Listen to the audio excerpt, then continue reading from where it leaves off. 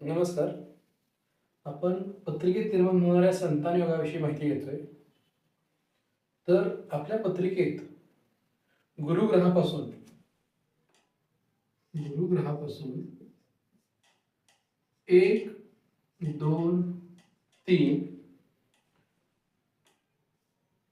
5, 7, 9 आणि 11 या स्थानामध्ये गुरुग्रहापासून पुढे गुरुपासून पहिल्या घरात दुसऱ्या घरात अशा स्थानामध्ये जर सूर्य किंवा मंगळ ग्रह असेल तर 100% पुत्र संतान प्राप्ती योग निर्माण होतो. धरून चला आपला गुरु इथे आहे. आपण एक्झाम्पल घ्या. गुरुची प्लेसमेंट आपली पहिल्या घरात आहे. तुमच्या प्रत्येक कुठेही गुरु असू शकतो. इथून पहिल्या घरात म्हणजे गुरुजी आहे तेच. इथं जर सूर्य किंवा मंगळ असेल, दिला असेल, प्लेसमेंट असेल मंगळाची, सूर्य आणि मंगळ असेल तर 100% आपल्याला पुत्र संतान हे मिळणार.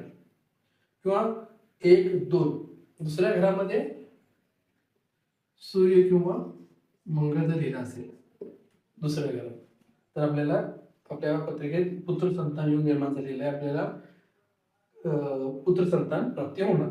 त्याच पद्धतीने तिसऱ्या घरात 1, 2 तिसऱ्या घरात सूर्य मंगळाची प्लेसमेंट असेल, 4, 5 पाचव्या घरात सूर्य मंगळ प्लेसमेंट असेल, 6 सातव्या घरात सूर्य आणि मंगळ लिहिला असेल इथे आपल्या पत्रिकेत, किंवा एक असू दे, सूर्य असू दे किंवा मंगळ असू दे, सूर्य लिहिला आहे किंवा मंगळ लिहिले, कोणताही ह्या दोन्हीपैकी सूर्य किंवा मंगळ म्हणलेलं तर प्लेसमेंट असेल या ग्रहाची गुरुपासून 7व्या घरात सूर्य किंवा मंगळ असेल पुत्र संतान प्राप्ती निर्माण होते. त्याच पद्धतीनं 8, 9व्या घरात सूर्य किंवा मंगळ असेल तरी आपल्याला पुत्र संतान प्राप्तीचा योग आपल्या पत्रिकेत निर्माण झालेला आहे.